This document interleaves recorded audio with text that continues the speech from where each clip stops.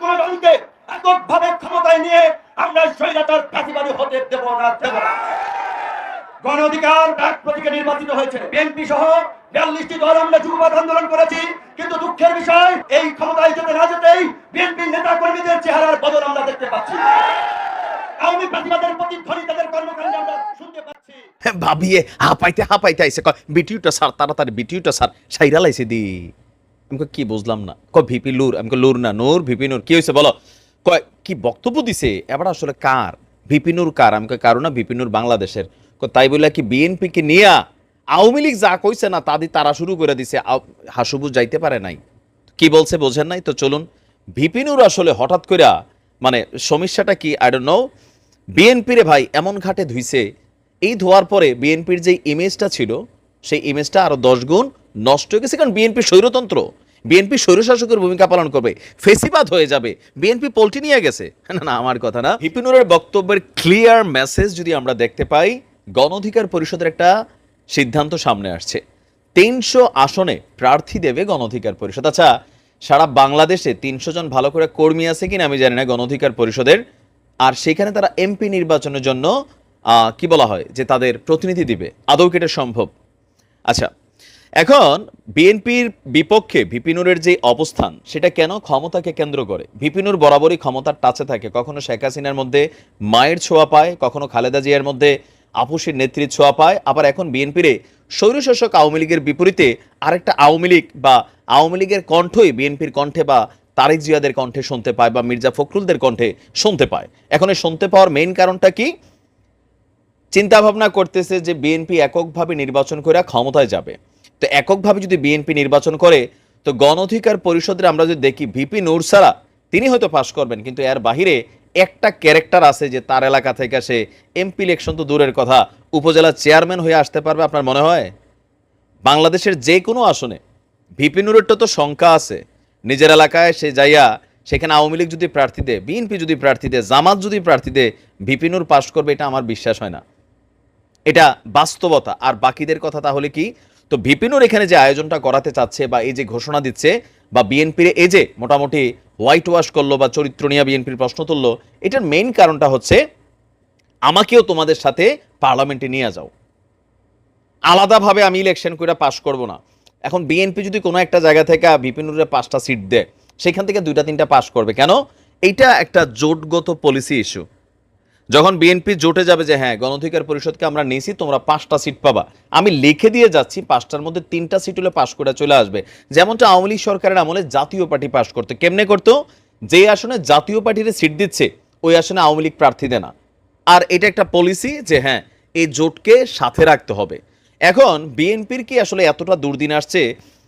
আগে ছিল, but right now কিন্তু নাই। এটি ভিপি নূর বলতেছিল যে দুর্দিনে আমরা একসাথে মিলা কাজ করছি, এখন আওয়ামী লীগ সরকার বিদায়ের পর ক্ষমতা যখন কাছাকাছি চলে আসছে তখন বিএনপির কণ্ঠস্বর বদলাই গেছে, চেহারা বদলাই গেছে, আমাদেরকে ছাড়াই তোমরা যাইয়া বসবা, একক কোনো রাজনৈতিক দলকে ফেসিবাদকে আমরা আর বসাইতে চাই না। সমস্যা হচ্ছে গণ অধিকার পরিষদের যারা আছেন কতক্ষণ ডক্টর ইউনূসরে নাড়াচাড়া করেন, কতক্ষণ আওয়ামী লীগরে তো শেষ করছেই, নাড়াচাড়া করছে, এবার শুনেছি বিএনপির নিয়ে।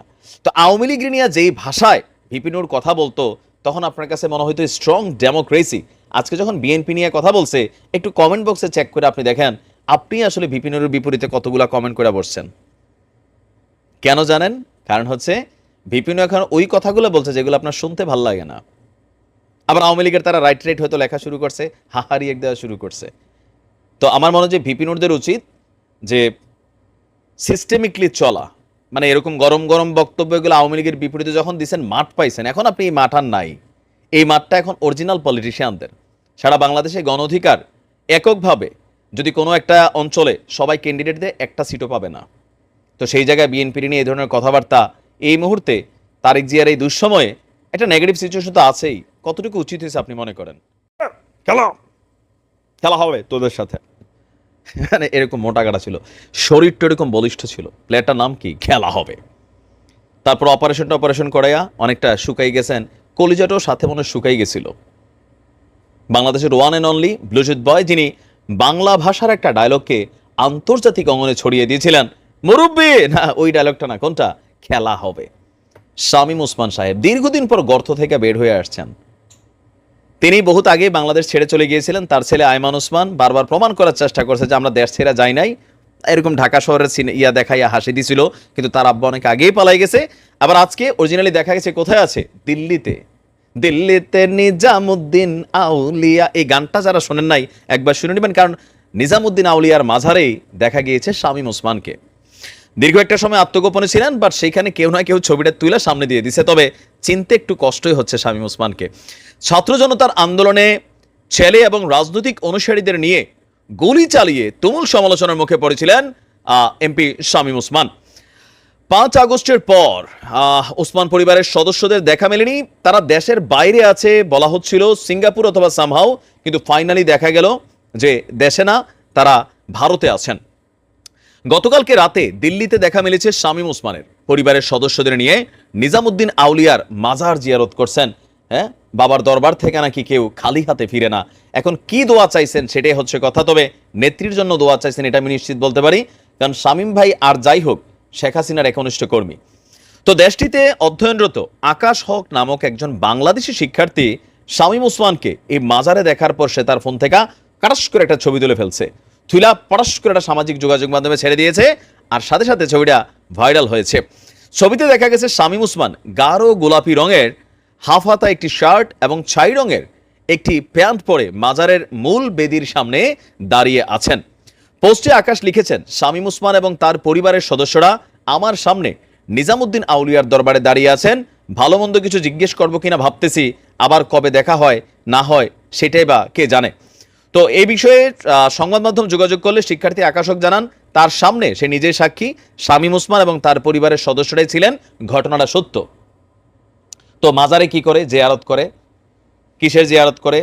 এই যে একটা প্রপার্টি ছিল, বা এই যে ধরেন বাংলাদেশে একটা আধিপত্য ছিল শামীম ওসমানের বিরুদ্ধে, আমেরিকাতে কোন একটা ছেলে কি জানি বলছিল, পরের দিন বাংলাদেশে নোয়াখালীতে অ্যাকশন হয়ে গেল, এই যে প্রতাপ, এই যে কি ইস্যু, সেখানে ভাই রাতারাতি ভিখারির বেশে আজকে নিজামুদ্দিন আউলিয়ার দরবারে তিনি গেছেন। হ্যাঁ, কি চাইতে? ক্ষমতা। কথা অনেক সুন্দর বলতেন শামীম ওসমানের, কথার ভক্ত সবাই। আবার সেটা তিনি যখন খেলা হবে বলতেন অথবা গুছিয়ে কথা বলতেন, যথেষ্ট এডুকেটেড, সবকিছু মিলিয়ে ঠিক আছে। তবে আমার কাছে মনে হচ্ছে তিনি অনেকটা আওয়াজে পাকিস্তান টাইপের। অনেকে বলবেন যে কেন আওয়াজে পাকিস্তান টাইপের, অ্যাকশন কিন্তু দেখিনি। প্রতিবারই খেলার ডাক দিতেন, তারপর মাঠ থেকে সরে যেতেন। তো এইবারও খেলা টেলার অনেক ডাক দিছিলেন যে খালি নেত্রী বললে ঝাঁপাই পড়বেন, তো কই ঝাঁপাই পড়লেন?